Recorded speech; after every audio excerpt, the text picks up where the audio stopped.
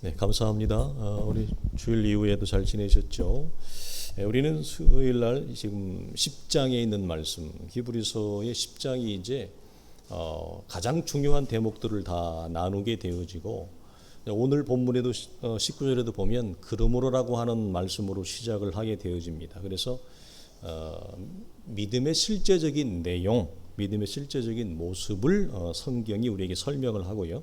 우리가 잘 아는 대로 11장으로 넘어가면 믿음의 영웅들, 어떻게 믿음이 그들 속에 주어지고 믿음이라고 하는 것이 무엇이고 그들 속에 허락되어진 믿음을 따라서 그들은 어떻게 이 땅을 하나님의 사람으로 살아갔는가. 그래서 실제적인 그들이 걸어간 모습들을 이렇게 단면 이렇게 보이는 것을 마지막 클라이맥스로 정점을 찍고 히브리서를 마감을 하게 되어집니다. 자, 오늘은 이 하나님께 나아가자라고 하는 주제의 말씀을 히브리 교회 목회자가 우리에게 주는데요. 예수를 처음 믿을 때 한 개인이나 민족이나 초신자 때는 그 믿음 자체가 대단히 중요합니다. 믿음 자체가 대단히 중요한 이유는 첫 믿음이 생기기 때문에 그래요. 왜냐하면 이전에는 믿음 자체가 없었죠. 개인의 어떤 사고나 개인의 철학이나 세상을 바라보는 방식을 따라 살아갔는데 하나님의 은혜 가운데서 그리스도를 알고 믿음이 그들 속에 주어지면 이전에 없던 새로운 삶의 걸음걸이가 그들 속에 일어나죠.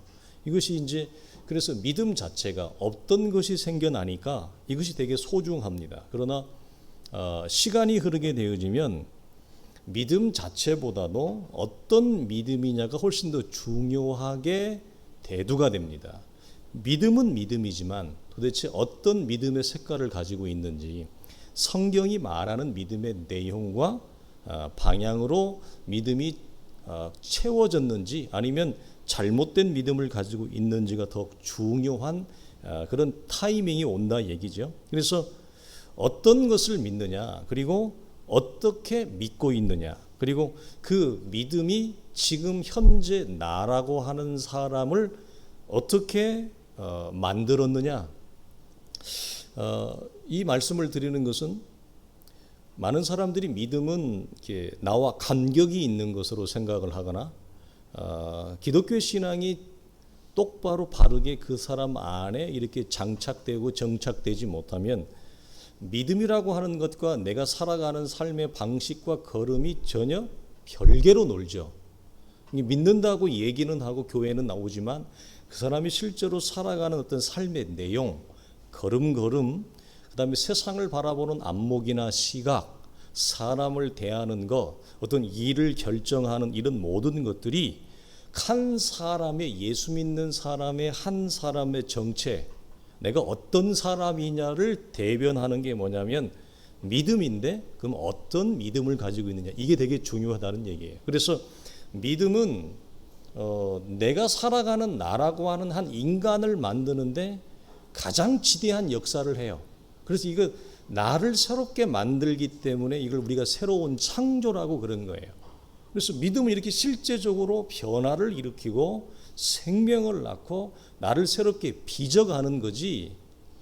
뭐 많이 아는데, 많이 들어봤는데, 교회 안에 뭐 오랜 역사를 가지고 있는데 지금 현재 나라고 하는 하나님의 사람의 대미에 있어서 믿음과 나의 이 별개의 관계로 있는 것은 성경이 말하는 믿음이 전혀 아닙니다, 여러분. 그렇죠?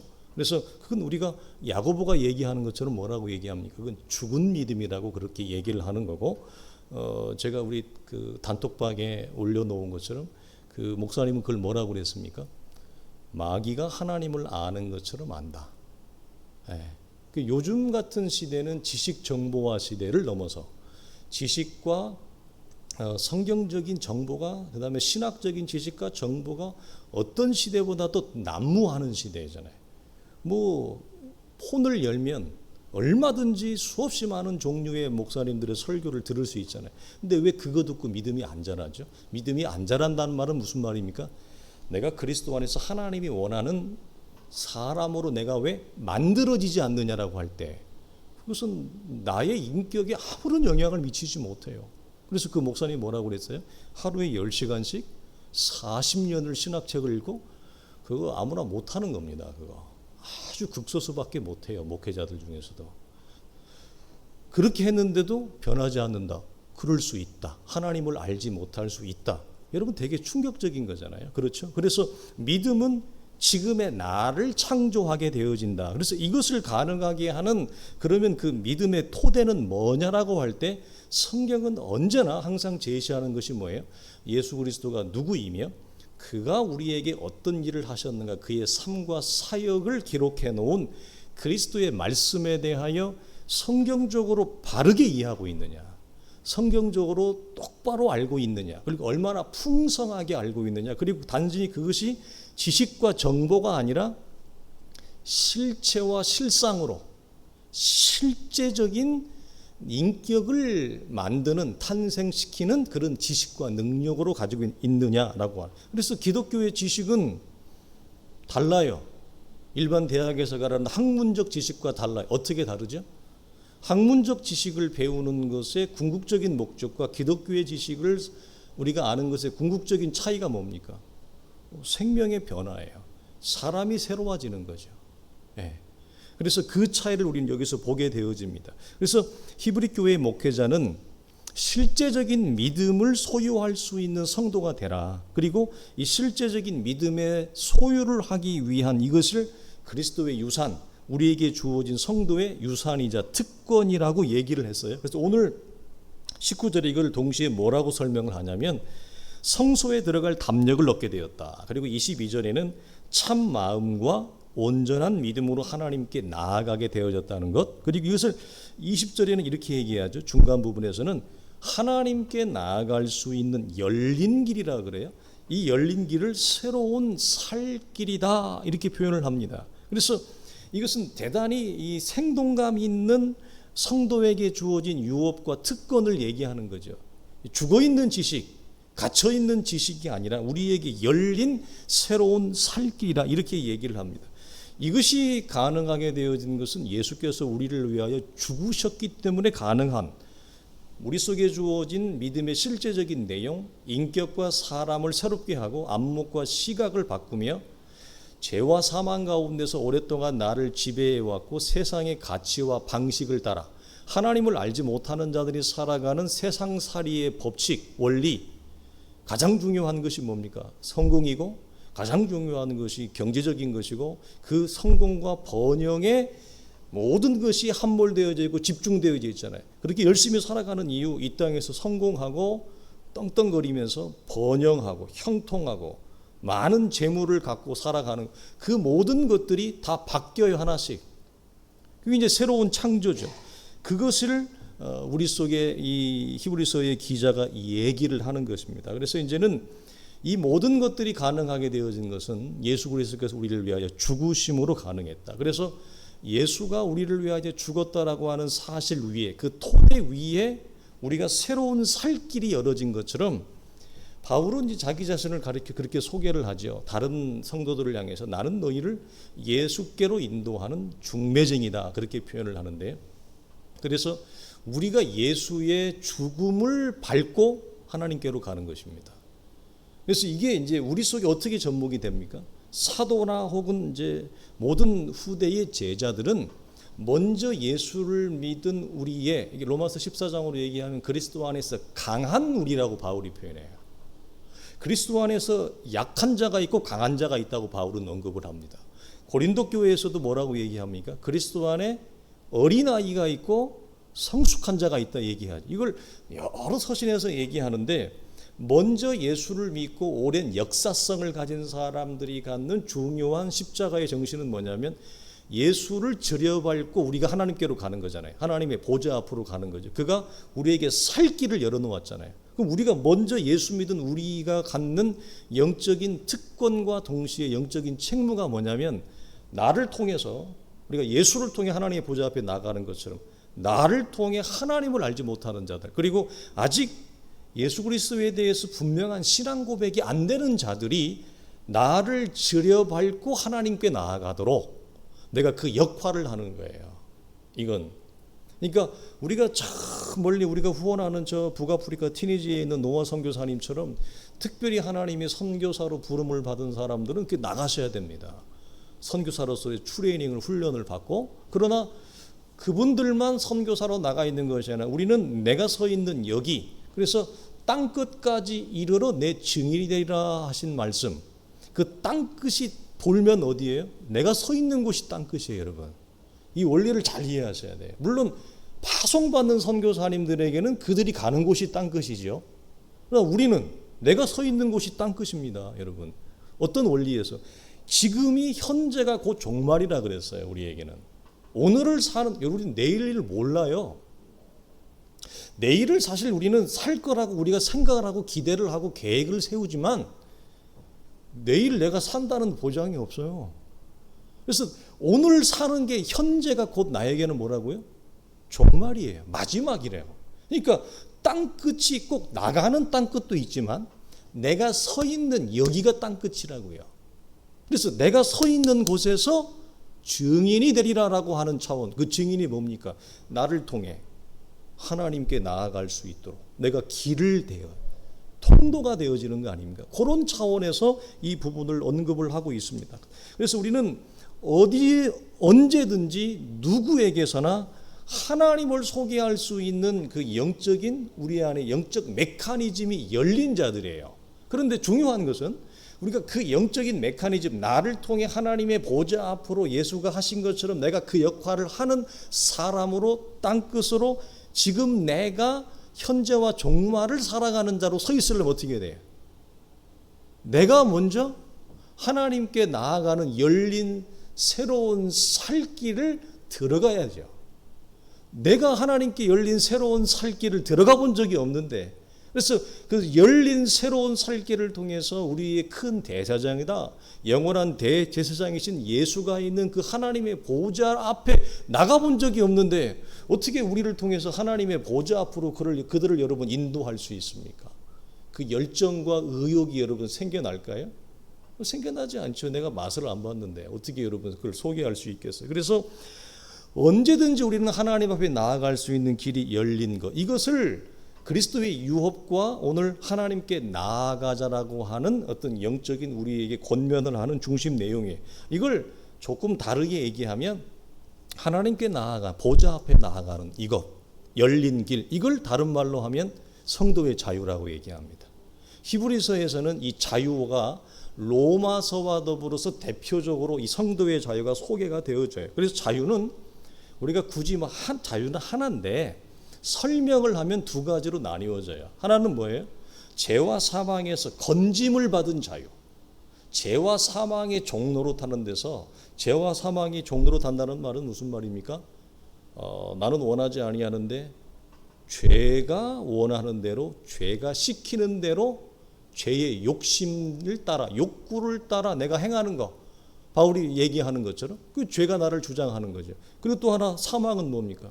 히브리서의 앞에 있는 말씀대로 모든 사람들이 죽기를 두려워하매라고 하는 그래서 죄와 죽음이 우리를 읊조리고 있는 것에 대한 그 억압과 착취 그리고 그 죄와 죽음 앞에서 굴복하는 우리의 마음이 침노를 당하잖아요. 죄 때문에. 죄가 우리를 여러분 침노해서 우리의 이 견고한 나라고 하는 한 인간의 정체성 다르게 하면 나라고 하는 인간의 자존심과 자존감을 여지없이 무너뜨립니다. 봐봐. 너 뭐 까불지 말라고 이러는 거예요. 제가 우리 보고. 네가 뭐 봐. 너 이거 이 죄 앞에 무너지잖아. 너 뭐 대단하다고 생각하지 마라. 너 죄 앞에 어김없이 무너지잖아. 어김없이 깨지잖아. 그래서 죄가 우리를 침노합니다. 그리고 여러분 죄만 그럽니까? 사망은 우리는 어떻게 합니까? 우리를 영적인 여러분 깊은 인간의 침체 우울증으로 여러분 사람이 오래 병을 앓으면요 누구나 다 우울증이 와요. 그 여러분 그 참 어려운 거거든요.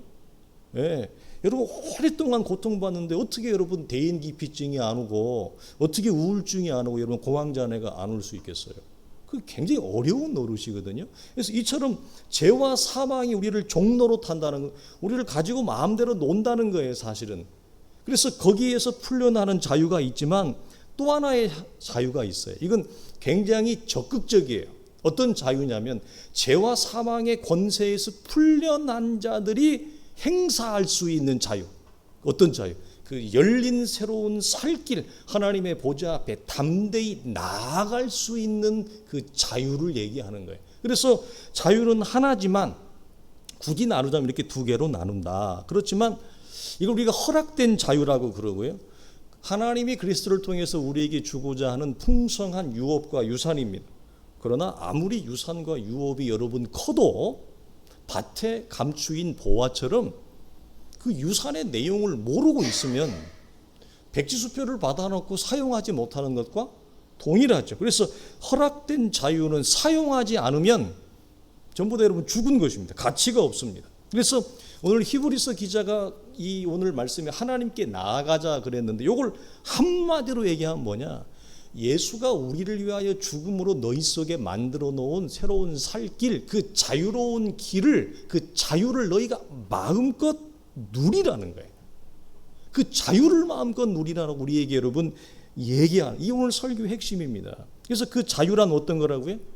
그래서 오늘 이 19절에 보면 그러므로 형제들아 이렇게 시작을 하죠. 그리고 중간을 다 뛰어넘어서 22절 하반절에 보면 중반부터 보면 참 마음과 온전한 믿음으로 하나님께 나아가자 이렇게 연결을 하는 거예요. 그러므로 형제들아 참 마음과 온전한 믿음으로 하나님께 나아가는 이 자유를 우리에게 여러분 말하고 이걸 마음껏 누리라고 하는 거예요. 그런데 우리가 여러분 알지만 하나님 앞에 나아가는 이 참 자유를 마음껏 누리라. 그리스도를 통해 우리 속에 이미 주어졌지만 이게 여러분 쉬워요, 어려워요? 쉽지 않아요, 생각보다. 그리스도가 우리를 위하여 죽으심으로 이 엄청난 유산과 유업을 우리에게 주었지만 하나님 앞에 나아간다. 다른 말로 하면 우리가 이런 거죠. 하나님을 구하는 것입니다. 구하고 찾고 두드리는 것을 말합니다. 이것이 여러분 그렇게 쉽지 않다라고 하는 거예요. 그래서 허락된 자유를 통해서 지금 여기에서 하나님을 구할 때 구약 성도들은 원리적으로 그렇지만 실제적으로는 그걸 한 사람도 경험하지 못해요. 예수가 오셔서 죽기 이전까지는. 그래서 히브리서에 있는 기자들은 모두 다 믿음을 따라 살아가고 죽었다, 소망 중에 소망을 바라보고 살아가다 죽었다라고 하는 말이 뭐냐면 우리의 신약의 성도들이 우리는 지금 여기에서 내가 하나님을 구하잖아요. 하나님께 나아가잖아요. 그분을 찾잖아요. 그러면 쉽게 얘기하면 영화 같은 걸로 얘기하면 카메라 렌즈가 화면이 싹 바뀌는 거예요. 무슨 말? 어떻게 바뀌어요? 지금 여기 내가 서 있는 이곳이 하나님의 보좌가 돼요. 이건 신약의 신자만이 가능한 거예요. 그가 죽으시고 부활하시고 승천하셔서 하나님의 보좌 우편에 계심으로 이제 신약의 우리 성도들은 내가 여기에서 어떤 이유와 형편에서 어떤 형편과 아픔 속에서라도 내가 여기서 굳이 교회를 나오지 않더라도 몸이 아프면 교회를 못 나오잖아요. 질병이 들었는데 어떻게 나오겠어요?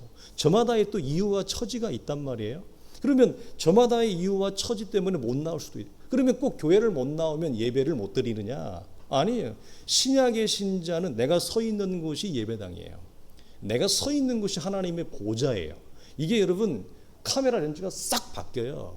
그래서 내가 하나님과의 참된 자유하는 관계에서 내가 주의 이름을 부르고 보좌 앞으로 나아가는 놀라운 장면의 전환이 언제 일어난다고요?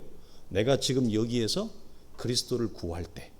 그래서 이것을 미리 그 창세기의 야곱이 하나님의 집 베델이라고 하는 사건을 통해 미리 보여주는 것입니다. 그래서 뭐라고 고백했다고요? 내가 몰랐다. 내가 있는 여기가 하나님의 집인 줄 몰랐다.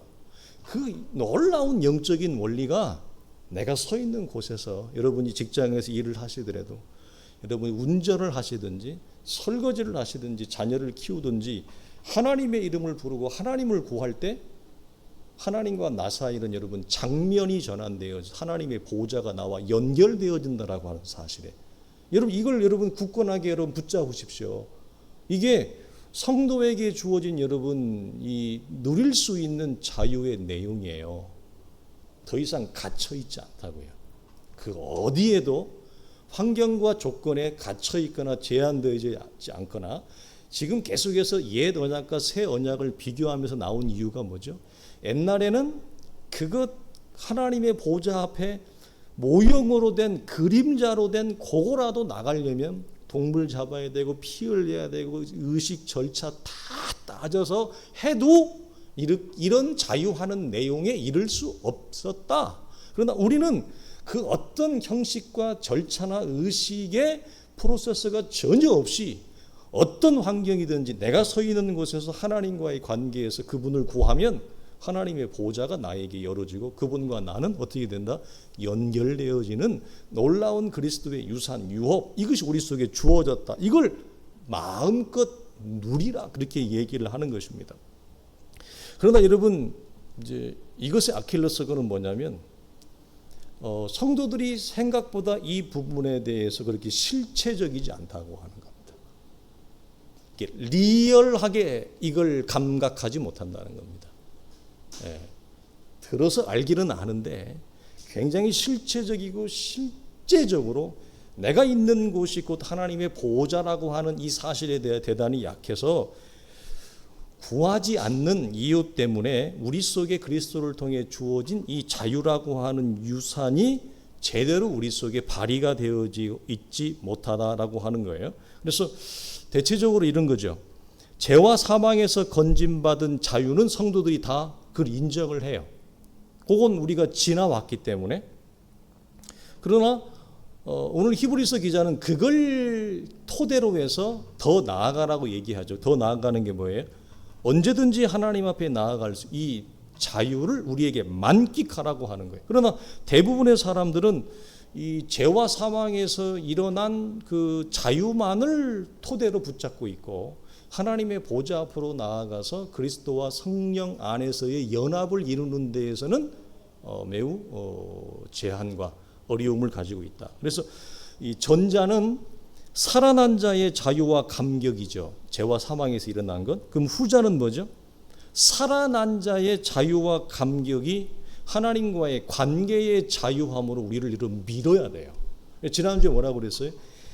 하나님의 진리의 말씀은 우리를 앞에서 인도하는 말씀은 우리에게 비치고 방향이기 때문에 하나님의 말씀이 우리가 나아갈 방향을 제시해요.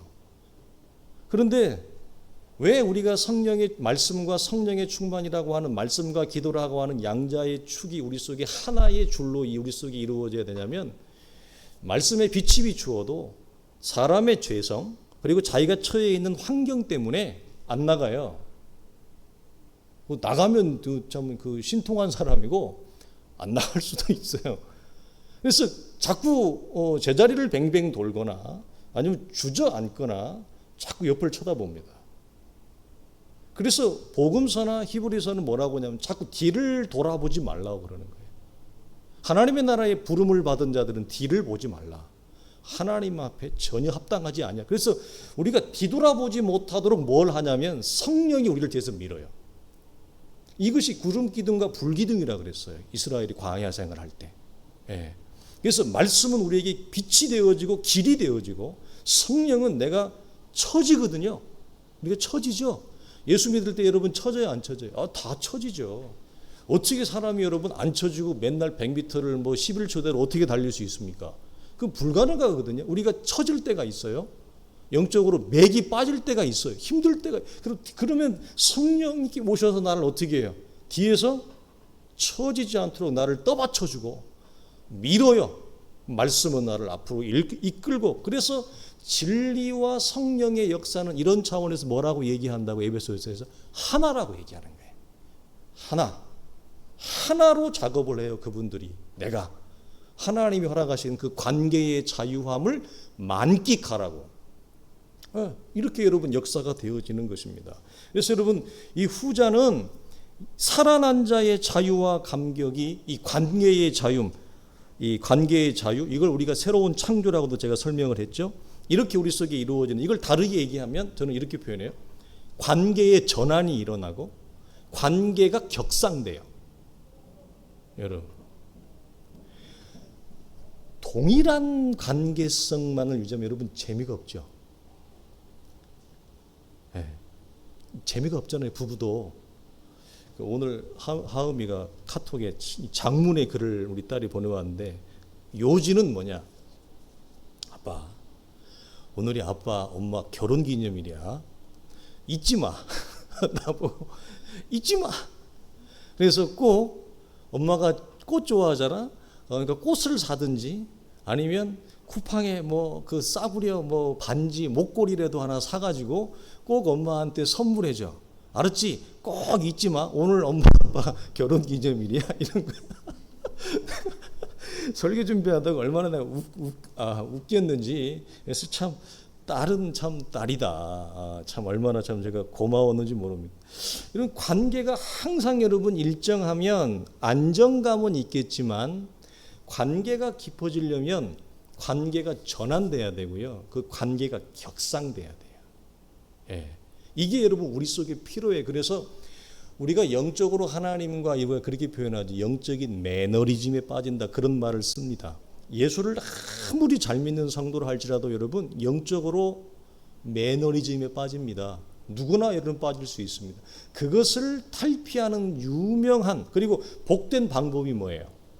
관계의 격상입니다. 관계가 전환되어지는 거예요. 그러려면 하나님과의 관계 앞으로 나아가는 그 열어진 살길, 새로운 살길, 새 길이어서 새 창조예요. 그 길이라고 하는 말에서 뭐가 그게 나오냐면 성도라는 말이 나와요. 크리스찬이. 길이라고 하는 헬라어 단어가 우리 속에 유일해요. 그 표현이. 그것이 길이 뭐냐? 크리스찬, 성도라고 하는 단어가 여기서 나오기도 합니다. 그래서 이 자유하는 관계를 우리가 만끽하면 여러분이 신앙적인 경험상 한번 속으로 한번 답변을 해보십시오. 뭐가 우리 속에 일어날까? 이 자유를 만끽할 때 신나죠. 그 생기가 있어요. 관계가 자유롭고 풍성하면 굉장히 여러분 사람이 싱그럽고 항상 그래서 예수 잘 믿는 현숙한 여인을 잠언과 전도서에 보면 뭐라고 했냐면 굉장히 아름답다라고 표현을 하는데 왜 아름다워요? 그 단순히 육체의 모양이 아름답다는 얘기를 하는 게 아닙니다. 하나님과의 관계가 여러분 풍성한 분들은 여러분 그 얼굴이 꿀이 뚝뚝 떨어져요. 진짜 광채가 나요. 왜? 관계에서 오는 영적인 싱그러움이 있거든요. 그건 여러분 생명의 원천이고요. 우리의 활력의 원천이고요. 생기의 원천이에요. 왜? 거기서 내가 왔으니까. 그분이 나를 창조했고 그 창조한 그분이 내 모든 생명과 내 모든 삶과 내 모든 가정과 내 모든 걸음을 그분이 지금 붙들고 있기 때문에 이걸 요한복음에서는 뭐라고 얘기합니까? 세상이 줄 수도 없다. 결코 세상은 이걸 줄 수 없는 그것을 우리를 지으신 그분만이 우리의 삶의 생명의 원천이기 때문에 그분과의 이 흡족한 관계 안에 있으면 시편 1편이 딱 그 말씀인 거예요. 요한복음 15장이 딱 그 말씀인 거예요. 풍성하고 윤기 있고 윤택한. 우리 성도들이 대체로 그래요. 대체로 우리 성도들이 대체로 윤기가 있고 윤택하고 우리 성도들이 보면 굉장히 아름다워요. 그래서 그 아름다운 사람들의 특징이 뭐냐? 음식을 하면 맛있다는 거예요. 그래서 주일날 얼마나 맛있게 먹는지 모릅니다. 그래서 여러분 이 오늘 본문에서는 19절을 보면 이렇게 얘기해요. 이 자유하는 관계 때문에 주어지는 게 뭐냐면 담력을 얻었다 그래요. 이게 이제 예전에 번역한 성경이라서 담대함이라는 말이죠. 영어 성경에는 confidence라고 하는 말로 나왔는데 confidence 물론 자신감으로도 우리가 번역할 수 있겠습니다. 그러나 confidence보다 이 헬라어 언어가 더 정확한데요. 그 헬라어 언어는 뭐냐면 굉장히 담대함과 그 담력 있는 배짱을 얘기해요. 그래서 구약 성경에 보면 수없이 많은 하나님의 사람들이 부름을 받아서 하나님의 나라의 도구로 그들이 활용되어질 때 하나님이 그들에게 원하는 요구하는 공통된 게 뭐죠? 너는 두려워하지 말고 담대하라. 근데 그 담대함이 어디서 나와요? 담대함이 자유하는 관계에서 나와요, 여러분. 이게 여기서 우리가 중요한 것을 배웁니다. 여기서 우리는 왜 똑같은 상황과 조건에서 어떤 성도는 이 담력, 담대함, 대담함이라고 나오는 것. 이게 이제 우리가 가나안 여인이 이거예요. 이 상태예요. 그 사람의 처지가 굉장히 빈약하거든요. 가나안 여인이. 어떻게 보면 대인기피증에 오고 깊은 우울과 좌절에 빠져 있어야 될 여인이에요. 그 여인이. 그런데 어떤 유대인들보다도 어떤 제자들보다도 적극적입니다. 주님의 보좌 앞에 나아가는데 굉장히 담대하죠. 아주 담력이 있습니다. 요 상태가 뭐죠? 그 담대함을 가나안 여인이 주님 앞에 보여주는 그 상태, 그의 처지에 상관없이 하나님 앞에 나아가서 하나님 앞에 자비를 호소하는데, 제가 여러분에게 말씀을 드리면 항상 하나님 앞에 자비를 호소할 때는 두 가지를 기억하셔야 돼요. 첫째는 뭐냐면 그분이 창조자로서 우리의 아버지로서 자식을 향하여 가지는 가장 기본적인 사람의 표현으로 하면 부성애, 모성애입니다. 즉 하나님이 우리를 창조하신 자의 그 본성에 호소하는 것입니다. 모든 부모는 자기 자식이 잘났든지 못났든지 상관하지 않고 공통된 가장 강력한 본성을 가져요. 그게 뭐예요? 자식을 향한 긍휼과 사랑입니다. 자식을 사랑하지 않는 부모는 존재하지 않습니다. 있을 수가 없습니다. 그래서 모든 부모는 자기 자식에 대하여 그의 형편과 처지에 상관없어요. 그가 뭐 공부를 잘하든지 뭐 돈을 잘 버든지 그런 거 상관없어요. 오히려 공부를 못한다, 오히려 돈을 못 번다, 그럼 어떻게 하죠? 부모는 그 자식을 향하여 그 사랑과 긍휼의 마음이 더 불일 듯한 거예요. 막 불이 일어요, 불이. 그렇죠. 그래서 항상 하나님 앞에 나아갈 때 우리가 하나님 호소하는 첫 번째 뭐냐? 나를 향한 하나님의 그 본성, 그 뭐죠? 아비가 자식을 불쌍히 여김같이 우리를 긍휼히 여기시는 하나님의 본성에 호소하는 거. 그리고 우리가 요즘에 계속 나오는 건 뭐죠? 저마다에게 하나님이 인생을 향하여 갖는, 여러분 개개인, 이건 다를 수 있어요. 저마다의 개인에게 하나님이 허락하신 우리에게 무엇이 있다? 하나님의 약속, 부르심의 약속, 부르심의 기업. 에베소서 1장이 그거 아닙니까? 우리를 부르신 자가 우리에게 주신 저마다의 부르심의 유산과 유업이 있어요. 그 몫이라 그랬어요. 그거 여러분에게 하나님의 성령이 감동을 하셨든지 말씀을 주셨든지 여러분의 인생에게 주신 하나님의 어떤 유산 유업이 있는데 그걸 뭐죠? 붙들고 하나님 앞에 호소한 이 두 가지 놓치지 마십시오.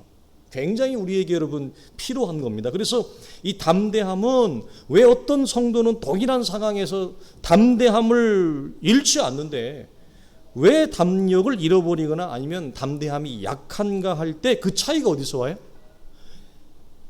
그리스도가 우리에게 주신 그 관계의 자유함을 만끽하느냐 만끽하지 않느냐, 전혀 율법적 행위에 기초하지 않습니다.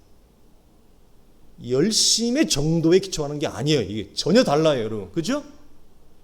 뭐 열심히 뭐 해라, 뭐 지켜라, 뭘 바쳐라, 이게 아니에요. 전혀 달라요. 그게 뭐죠? 그리스도가 이미 우리에게 열어준 그 허락되어진 자유를 내가 내 몫으로 누리느냐 아니면 누리지 못하느냐의 차이예요. 그러니까 이건 어떤 행위의 문제, 열심의 문제가 아니라 삶의 문제요, 인식의 문제예요. 무엇을? 하나님의 말씀을. 하나님의 말씀에 대한 바른 이해와 알미 가져오는 인식과 인식의 정도, 깊이의 문제이지 열심과 충성과 헌신의 문제가 아니라는 얘기예요. 그렇죠? 그래서 그럼 이게 열심과 충성과 헌신의 행위의 문제로 가버리면 어떻게 돼요? 기독교가 저라고 똑같이 되는 거예요. 공 많이 들이고 정성 많이 들이고 이거 한 사람이 뭐죠? 도를 깨달은 것처럼 예수 잘 믿는 거예요? 아니죠. 기독교는 여러분 그런 불교가 아니에요. 도교가 아니에요. 하나님이 아들의 죽음을 통해 우리에게 베푸신 하나님의 위대한 역사, 그 기록된 하나님의 말씀을 우리가 어떻게 바르게 이해하고 아느냐, 그것이 얼마나 실제적으로 내 안에 들어와 있느냐지. 그래서 암과 인식의 문제라고 하는 거예요. 그래서 여러분, 우리가 사실은 우리의 삶에 지평이 넓어지지 못하는 거, 사실은 우리가 따지고 보면 우리는 항상 저부터도 환경과 조건을 탓하고 싶고, 사람은 본성적으로 그래요. 내가 마누라 잘못 만나가지고, 내가 지금 남편 잘못 만나가지고, 그때 그 남자와 그때 그 여자랑 결혼할 걸. 우리는 환경과 조건을 탓하는 것이 이게 우리의 습성입니다. 우리는 그런 습성을 다 가지고 있어요. 그래서 우리는 껌뜩하면 이것 때문에 그래. 그렇지만 사실 원인을 잘 우리가 보면 내 모든 삶의 모든 수고하고 무거운 짐은 하나님과의 관계가 빈약한 탓이에요. 말씀이 빈약한 탓이에요. 그걸 우리는 부인할 수 없어요. 하나님과의 관계가 우리가 자유하는 이 내용이 우리 안에 충만하면, 오늘 성경이 뭐라고 얘기한다고요? 이 담력을 얻었다. 이 담력은 근데 어디서 얻는다고요? 하나님과의 관계의 자유에서 얻어요. 이게 여러분 대단히 여러분 놀라운 것입니다. 그래서 이 담력은 이 영적인 축복이에요. 하나님 앞에 나아가는 자들의. 그래서 이것이 오늘 핵심입니다. 그래서 자유와 담력은, 담대함은 서로 하나입니다. 그리고 서로 나뉠 수 없는 관계입니다. 그래서 성도는, 여러분 이 담대함, 여러분 어떤 성도가 멋있어요? 여러분 어떤 성도가 되고 싶으세요? 조금만 어려우면 픽 쓰러지고, 이 사람이 와서 한번 살짝 한번 건드려도 이쪽으로 픽 쓰러지고, 그럼 도대체 언제 한번 제대로 일어나서 걸어보지? 할 정도로 꼰뜨가면 쓰러지고 자빠지고. 여러분 이렇게 예수 믿고 싶으세요? 아니면 여러분 멋진 성도, 멋있는 성도, 그 특징이 뭡니까? 그렇지, 저 사람은 저런 환경이면 좀 슬퍼하고 좀 힘들만도 한데 잘 버티네, 대단한데 어떻게 저러지? 외로울 텐데 안 힘든가? 어떻게 저렇게 버티지? 뭐죠? 웬만해서 잘 안 넘어지는 사람, 웬만해서 여러분 좌절하지 않는 사람 멋지잖아요. 자로나 우로나 치우치지 아니하고 내게 주어진 그 길을 따라서 오늘도, 오늘이라고 하는 주어진 삶에서 내 삶의 믿음을 일구어내는 사람 멋지잖아요. 그래서 성도에게 여러분 이런 담력은 반드시 필요하고요. 이 담력은 우리 속에 이미 예비되어진 거예요. 그분과의 관계를 통해서. 그래서 나의 것으로 삼느냐 그렇지 않느냐는 전적으로 우리의 몫이다라고 하는 겁니다. 그래서 특히 오늘날처럼 신앙생활하기가 어렵고 이 어려움이 많은 시대일수록 담대함은 뭐다? 절실하다라고 하는 거예요. 여러분 이 관계의 자유함과 담대함을 잘 보여주는 사건이 구약의 대표적으로 출애굽기 18장과 출애굽기 32장 두 가지 사건에서 나오게 되어지는데, 창세기 18장 사건은 소돔 고모라 사건이고요. 출애굽기 32장은 금송아지 사건 이후에 하나님이 이스라엘에게 진노하시는 장면인데, 이 창세기 18장만 잠깐 보죠. 이 소돔의 멸망을 두고 일어나는 사건인데, 여기에서 두 사람이 등장합니다. 아브라함과 하나님이 대화하는 모습인데, 이 장면을 보게 되어지면 대단히 좀 우리가 그 우구심이 일어나는 게 있어요. 그게 뭐냐면 누가 하나님인지 잘 구분이 안 돼요. 아브라함이 하나님하고 얘기하는 게 굉장히 자유해요. 아주 자연스러워요. 아브라함의 입장에서는 말끝마다 물론 하나님에 대한 예의를 차립니다만 소통과 대화가 굉장히 원활하고 능동적이고 자율적이에요. 뭐 강압적이거나 기에 눌린다거나 이게 뭐 그 권세에, 하나님의 권세에 아브라함이 음쪽달짝 그런 모습이 전혀 보이지 않습니다. 그래서 이 장면을 언뜻 보면 누가 하나님인지 잘 구분이 되지 않을 정도의 원활한 관계가 소개가 되어지고, 아브라함은 그 하나님 앞에 자유와 담대함을 가지고 자신의 의견과 생각을 마음껏 얘기합니다. 여러분 굉장히 중요한 장면이에요. 그래서 처음에 의인 50명에서 시작해가지고 계속 하나님하고 실갱이 하다가 마지막 10명까지 내려오는데요. 참 재미있는 장면이에요.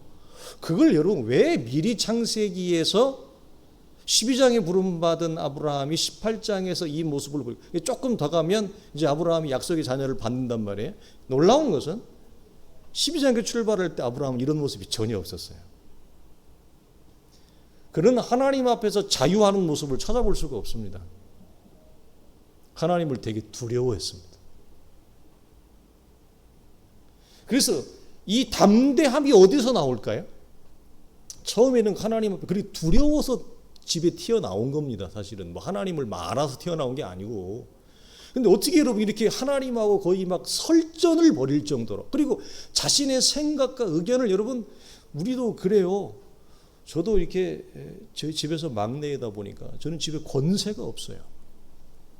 예, 그냥 형님들이 얘기하면 그냥 예 하고 따라야 돼. 뭐 의견을 얘기해도 그냥 무시하면 끝나는 거예요. 막내는 힘이 없어.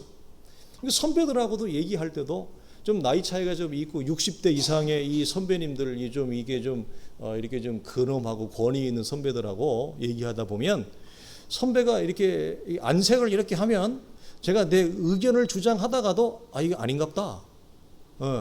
안색이 조금 어두워지면 내가 의견을 접어야 되겠다. 이런 생각을 합니다. 그런데 여러분 보면 아브라함이요, 여러분 굽히지를 않아요. 자신의 얘기를 계속해요. 자신의 생각을 계속 얘기해요. 그런데 놀라운 건 뭐죠?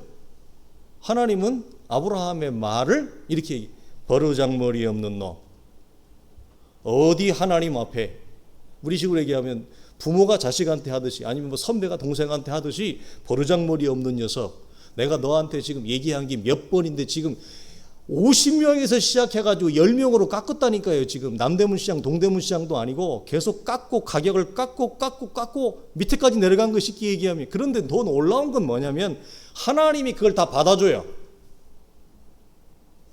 아브라함한테 버릇없다고 안 해요. 이게 오늘 히브리서 기자가 왜 너희는 그리스도 앞에 나아가서 이 자유를 누리지 않느냐 이거예요.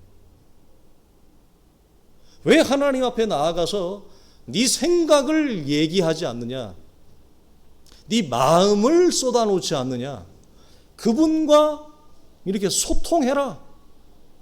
그리스도가 우리에게 이 길을 열어놓으셨다. 그래서 담대함은 어디서 온다고요? 하나님 앞에 나아간 자들에게 주어지는 영적인 부산물이자 특징 같은 것들이에요. 그래서 하나님을 많이 대면한 자들은 특징이 뭡니까? 나이에 상관없이 담대합니다.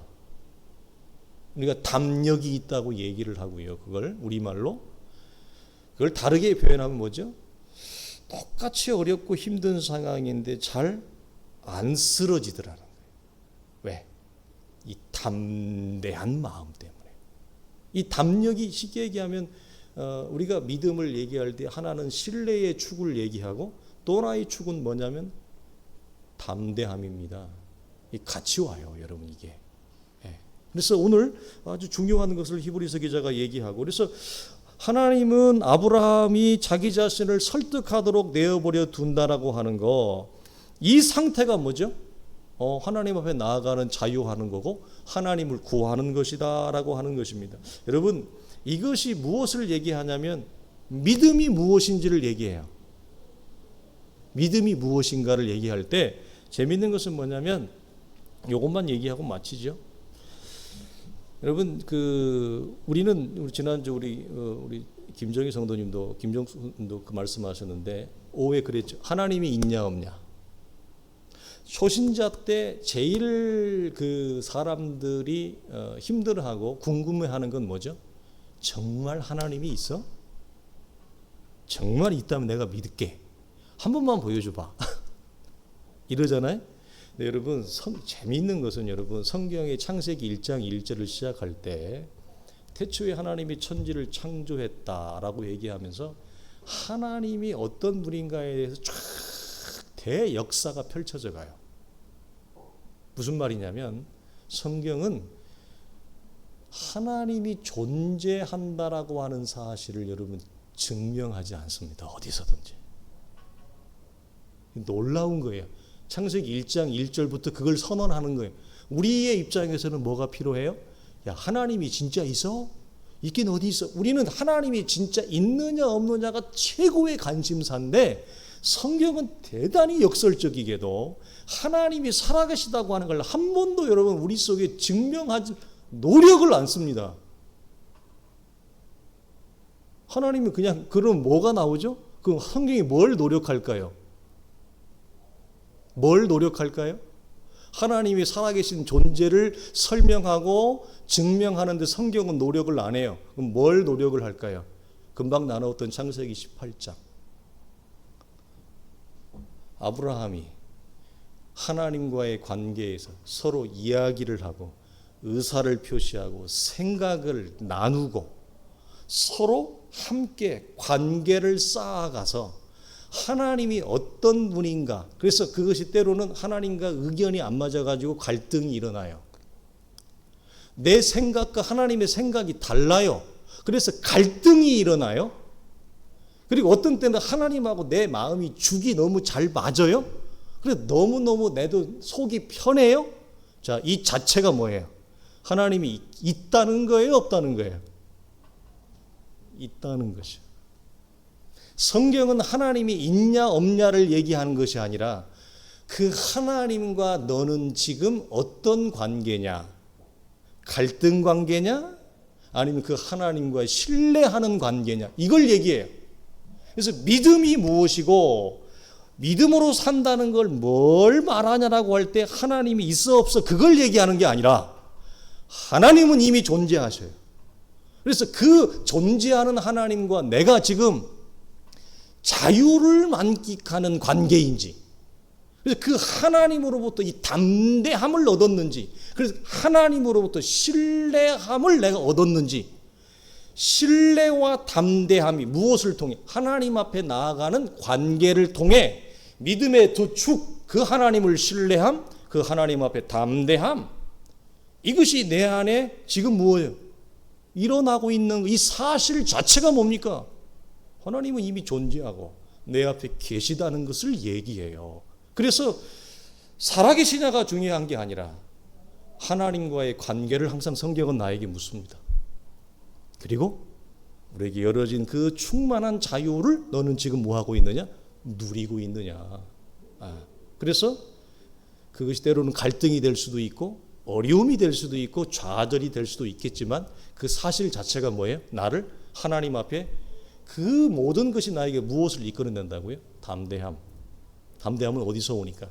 하나님과의 관계에서 오니까. 신뢰는 어디서 오니까? 하나님과의 관계에서 신뢰는 오니까. 이 두 가지를 우리에게로 말씀하고 있는 것입니다. 그래서 사랑하는 성도들이, 우리는 그리스도를 통해서 이것이 우리 속에 여러분 주어진 것입니다. 이것들을 충만히 누릴 수 있기를 주님의 이름으로 간절히 축원합니다.